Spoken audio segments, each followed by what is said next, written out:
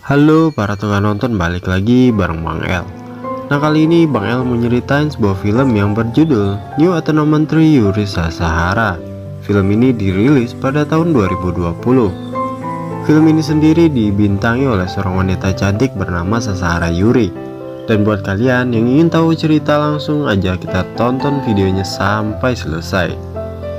Nah, buat kalian yang ingin nonton full filmnya, kalian bisa cari melalui kode unik yang ada di dalam video ini.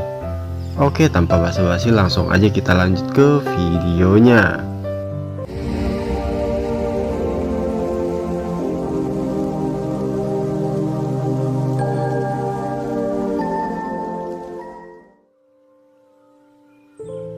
Nah, di awal film kita langsung diperlihatkan dengan seorang istri cantik yang sedang asik memasak.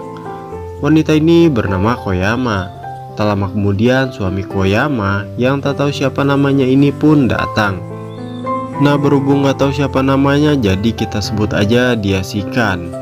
Nah, Kan ini pulang lebih awal karena ia ingin memberitahukan pada Koyama kalau ia baru saja naik jabatan menjadi seorang CEO di sebuah perusahaannya.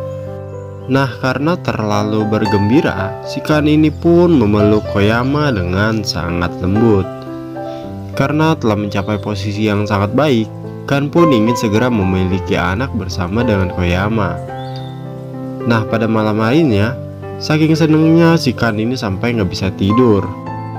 Koyama pun memulai perbincangan kecil pada malam itu.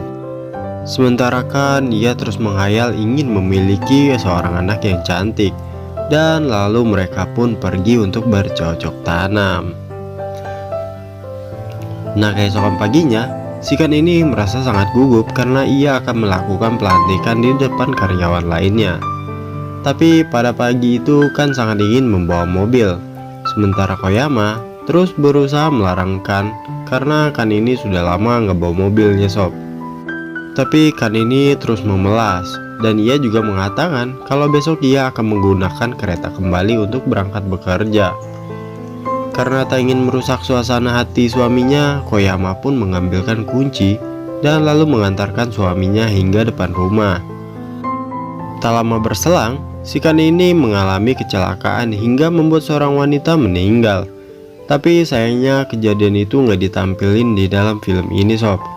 Dan akibat dari kecelakaan itu membuat seorang pria tua bernama Chiang menjadi sangat merana dan sangat kesepian. Nah, karena kejadian itu, Koyama datang menghampiri rumah Chiang untuk meminta maaf akibat ulah kelalaian suaminya itu. Ia juga membakar dupa untuk memberi penghormatan kepada istri Chiang. Nah, buat kalian yang ingin nonton full filmnya, kalian bisa ketik aja kode dari Bang El ini, S P S strip 896. Setelah Koyama membakar dupa, Chiang datang menghampiri Koyama. Ia mengatakan kalau mendiang istrinya berencana membuka toko kembang. Sementara Chiang yang sudah tua ini tidak dapat melakukan apa-apa dengan kondisi tubuhnya yang telah menua itu. Koyama pun sangat memohon maaf kepada Chiang dengan beban yang akan diderita Chiang, dan lalu ia memberikan amplop yang berisikan uang pada Chiang. Nah, Koyama ini juga berjanji akan bertanggung jawab untuk menggantikan posisi istri Chiang pada bulan depan. Aduh, kampret, aji mumpung banget nih apa tua. Nah, setelah itu Koyama berpamitan dengan diiringi rasa sedih sob. Akan tetapi saat sampai di rumah, Koyama ini teringat akan ucapan suaminya yang ingin memiliki seorang putri yang cantik. Nah, karena ingat itu, si Koyama ini malah ngobok-ngobok serabinya sob, sambil diguyur dengan air keran sob. Biasalah ya, wanita yang sering dikasih sentuhan tiba-tiba tak tersentuh lagi kan jadi gimana gitu ya sob ya. Sementara itu, suami Koyama ini sedang berada di balik jeruji penjara sob. Nah, beberapa waktu kemudian Koyama kembali ke rumah Chiang dan meminta izin untuk menabur dupa pada Chiang. Setelah memberi penghormatan pada mendiang istri Chiang, Koyama memberikan kembali amplop yang berisikan uang pada Chiang. Chiang pun langsung menghampiri Koyama dan menanyakan sampai kapan suami Koyama akan keluar dari penjara. Kan masih memiliki masa hukuman selama 3 bulan lagi sob. Bukannya mendapat jawaban yang baik, Koyama malah mendapat sindiran dari Chiang karena Koyama akan bisa selalu bersama dengan pasangannya.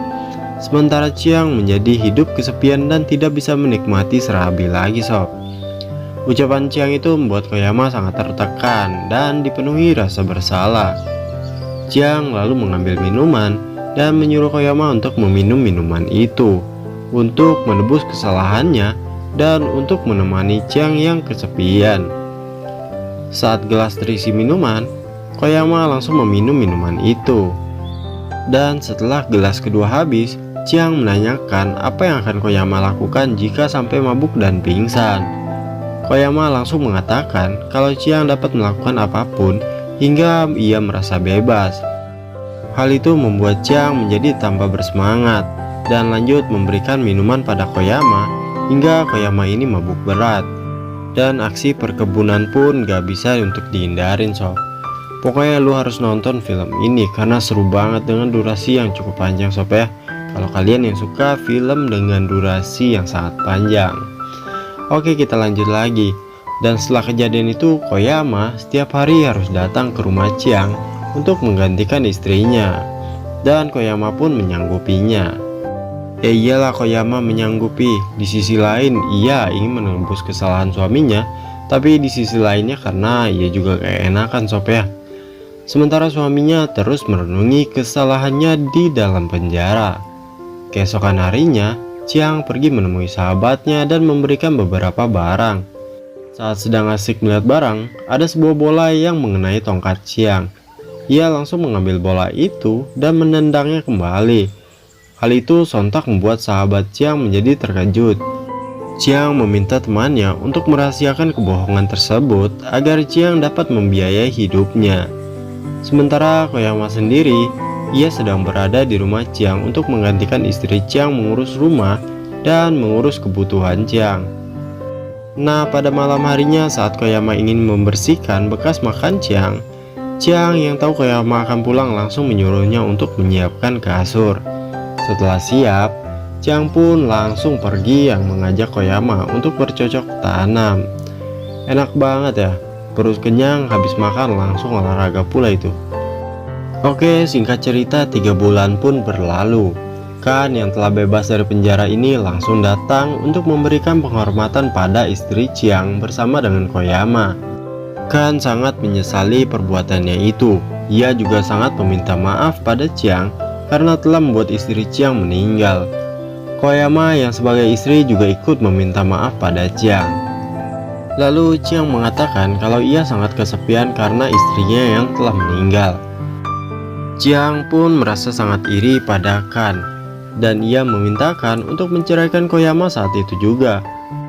Tapi Kan tidak sanggup untuk menerima permintaan Chiang itu. Lalu Chiang juga mengatakan kalau ia telah meminta Koyama untuk datang setiap hari ke rumahnya. Dan Chiang juga dilayani dengan berbagai cara oleh Koyama. Sontak ucapan Chiang itu membuat Kan terkejut dan sangat emosi. Apalagi setelah Chiang mengatakan kalau ia akan merawat istri Kan dan menyuruh Kan untuk menunggu mereka di ruang sebelah sambil minum. Kan langsung berusaha untuk mengingatkan batasan yang tidak boleh dilakukan oleh Koyama. Tapi Koyama yang kayak sudah ketagihan ini mengatakan kalau tidak apa-apa, karena ia melakukan semua ini demi Kan. Dan ia juga memaksakan untuk pergi meninggalkan mereka dan langsung menutup tirai ruangan itu. Sementara Kan hanya bisa meratapi apa yang telah dilakukan oleh Koyama. Nah, Chiang sendiri ya pasti seneng lah ya karena ia bisa bercocok tanam bersama Koyama. Bagian ini seru banget sob, cuman sayangnya harus di-cut ya karena berbahaya. Singkat cerita, setelah berkebun, Koyama pun langsung menghampiri Kan. Kan pun hanya bisa meminta maaf pada Koyama karena perbuatannya itu. Dan mereka pun langsung pulang meninggalkan amplop yang berisikan uang. Anjir, super enak banget ini Patwa satu ini ya. Udah dapet serabi terus dapat duit pula. Jiang juga mengatakan kalau ia sangat beruntung karena kematian istrinya itu. Nah, pada malam harinya, Koyama mencoba minta maaf pada Kan atas perbuatan yang telah ia lakukan bersama dengan Jiang. Tapi Kan tidak mau memaafkan Koyama karena Kan merasa mengalami kesulitan ketika bersama dengan Koyama. Ya, gagal deh pengen punya anak yang cantik ya sob ya. Setelah kejadian itu, Koyama selalu diajak berkebun oleh Chang dan film pun berakhir. Oke, buat kalian yang belum subscribe, langsung subscribe dulu ya sob. Sampai jumpa di film lainnya sob. Oke, thank you ya sob. Bye bye.